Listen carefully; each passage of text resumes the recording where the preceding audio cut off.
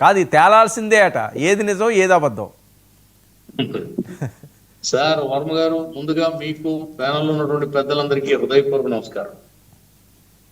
ఇది రామాయణంలో పిడకలు పెట్టలాంటి సంఘటన విషయం ఒకటి. నారా నందమూరి కుటుంబం, మెగా ఫ్యామిలీ, ఆ రెండు ఇప్పుడు ఒకటే కుటుంబం. వాళ్ళకి మనస్పర్ధలు కానీ, అపార్థాలు కానీ, అపోహలు కానీ, అనుమానాలు కానీ లేని ఒక ఉమ్మడి కుటుంబం లాంటిది. అటు ఇండస్ట్రీలో, సినీ ఇండస్ట్రీలో, ఇటు రాజకీయ రంగంలో వాళ్ళు కలిసి ప్రయాణం చేస్తున్నారు.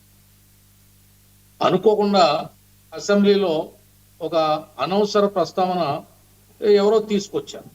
దాని మీద ఆయన స్పందించాడు, బాలయ్య గారు.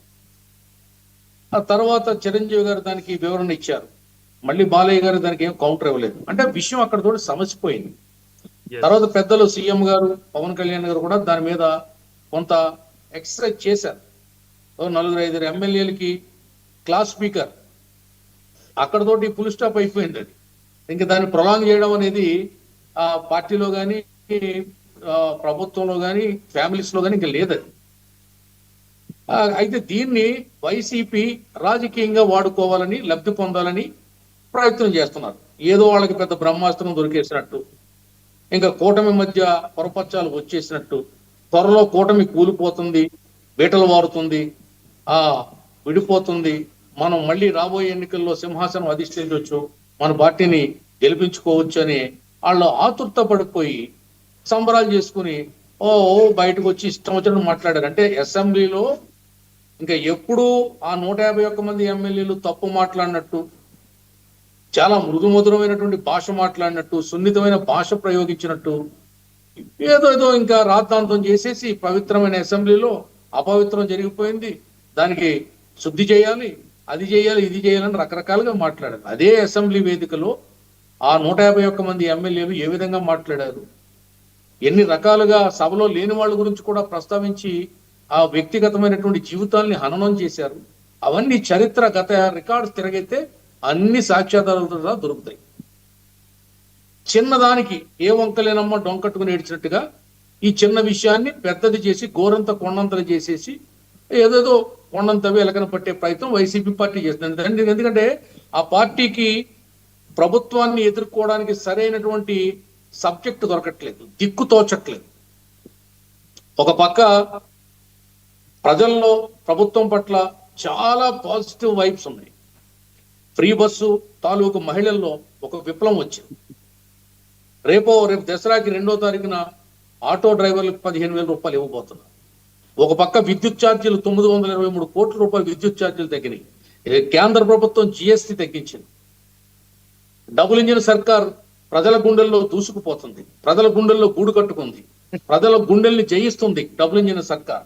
అనేకమైనటువంటి మార్పులు ఈ 15 నెలల కాలంలోనే కూటమి ప్రభుత్వం తీసుకొచ్చి ప్రజలకు ఒక ఒక చక్కటి ప్రభుత్వాన్ని రుచి చూపిస్తుంది.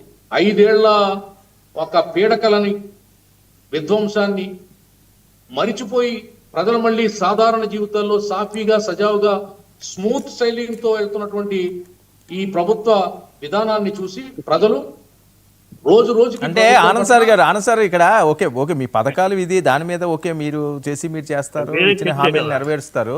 అంటే ఇక్కడ బాలకృష్ణ గారు ఒక మాట, సరే నేను అనలేదు, ఓకే సారీ అది తీయించేయండి అని ఆయన మాటలు ఏదైతే కామినేని శ్రీనివాస్ గారు సభలో చెప్పారో అదే ఆయన చెప్తే అక్కడతోటి అయిపోను కదా, ఎందుకు దీన్ని ఇంత ప్రొలాంగ్ చేశారు అని. అదే కదా సార్, ఇప్పుడు కామినేని శ్రీనివాస్ గారు మాట్లాడాడు, దాని స్టోరీ అంతా చెప్పుకొచ్చాడు ఆయన.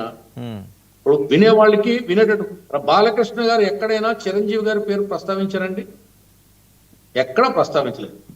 వ్యక్తిగతంగా చిరంజీవి గారిని విమర్శించలేదు, దూషించలేదు.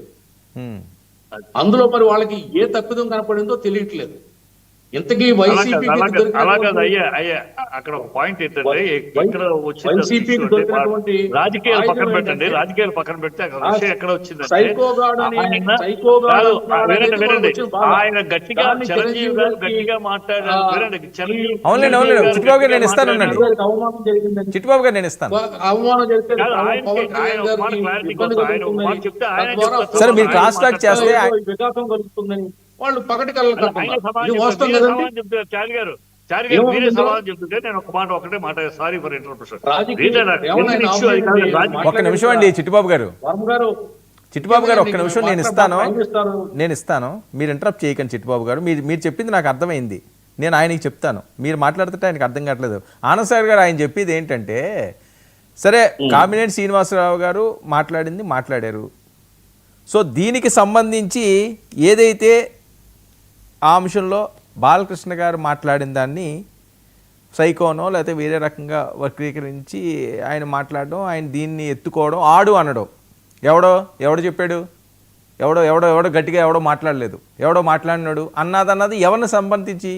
ఈయన చిరంజీవి గారు లాంటి వాళ్ళు వెళ్తే అని అన్నారు కాబట్టి ఎవడికి అనలేదు, ఎవడో అన్నాడట, ఆయన కిందకు వచ్చాడట, ఇవన్నీ అబద్ధం అన్నాడు, ఆయన నొక్కి ఒక్కాడించాడు, అది ఆయన్నే అన్నట్టుగా ఆపాదించారని. అది ఇప్పుడు చిరంజీవి గారు దేనికి రెస్పాండ్ అయ్యారండి? దానికే కదా రెస్పాండ్ అయింది.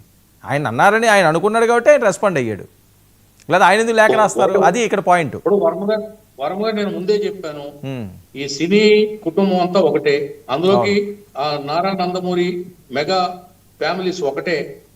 చిరంజీవి గారు దాన్ని స్పోర్టివ్ గా తీసుకున్నారు, ఓకే, అయిపోయింది, అక్కడితో కథ ముగిసిపోయింది. అది సో ఇప్పుడు సాధారణంగా బాలకృష్ణ గారు మాట్లాడిన దాంట్లో ఆ చిరంజీవి గారి మీద కక్షతోటో దురుద్దేశంతోటో శత్రుత్వ భావంతో మాట్లాడారు. ఎందుకంటే చిరంజీవి గారు అంటే ఒక స్వాతి ముత్యం లాంటి మనిషి, ఆయన ఎవరికి శత్రువు కాదు, నవనీతం లాంటి మనిషి, వెన్నపూస, చాలా సుకుమారమైనటువంటి మనస్తత్వం, సున్నితమైనటువంటి మనస్తత్వం. ఆయన వ్యవహార సరళి కూడా ఎవరిని నొప్పించకుండా, తాను అవ్వకుండా ఆయన ఉంటాడు. ఆయన అందుకే ఆయన రాజకీయాల్లో ఇవ్వలేకపోయాడు. చిరంజీవి గారు 70 లక్షల ఓట్లు వచ్చి 18 సీట్లు గెలిచి ఆయన కేంద్ర మంత్రి చేసి కూడా రాజకీయాలు నాకు నప్పవని చెప్పి స్వచ్ఛందంగా తప్పుకున్నటువంటి గొప్ప రాజనీతిజ్ఞుడు ఆయన. అటువంటి సున్నితమైనటువంటి చిరంజీవి గారిని ఎవరంటారండి? అజాత శత్రువు కదా చిరంజీవి. ఇండస్ట్రీలో కానీ రాజకీయంగా కానీ చిరంజీవి అజాత శత్రువు కదా. ఎందుకంటాడు బాలకృష్ణ గారికి ఆయనకి వైరం లేదే, కక్షలు లేవే, కార్పణ్యాలు లేవే, ఈర్ష్య ద్వేషాలు లేవే, వాళ్ళిద్దరూ ఎప్పుడూ తిట్టుకోలేదే, కొట్టుకోలేదు. ఆ ఇటీవల షోలో కూడా కలిపి వాళ్ళు ఉన్నారు, ఒక వేదిక మీద పంచుకున్నారు. ఓకే, మెగా కుటుంబం అంతా కూడా బాలకృష్ణ గారు షోలకు వచ్చారు. ఇదంతా కూడా వైసీపీ రాజకీయ కుట్ర చేయాలని చూస్తుంది. ఓకే, రాజకీయంగా దీన్ని చిలవల పలవలు అల్లేసి ప్రజలను నమ్మించి మరొకసారి ప్రజల్ని గురించి తానేదో రాజకీయంగా లబ్ధిపొందాలని ప్రయత్నం చేస్తాం తప్ప ఎట్టి పరిస్థితుల్లో చిరంజీవి గారిని ఎవరు అవమానించడానికి ఎవరు సాహసించరు. ఇది నిజం. ఓకే, నాగేంద్ర గారు మీ వెర్షన్ ఏంటి? ఏవో మీటింగ్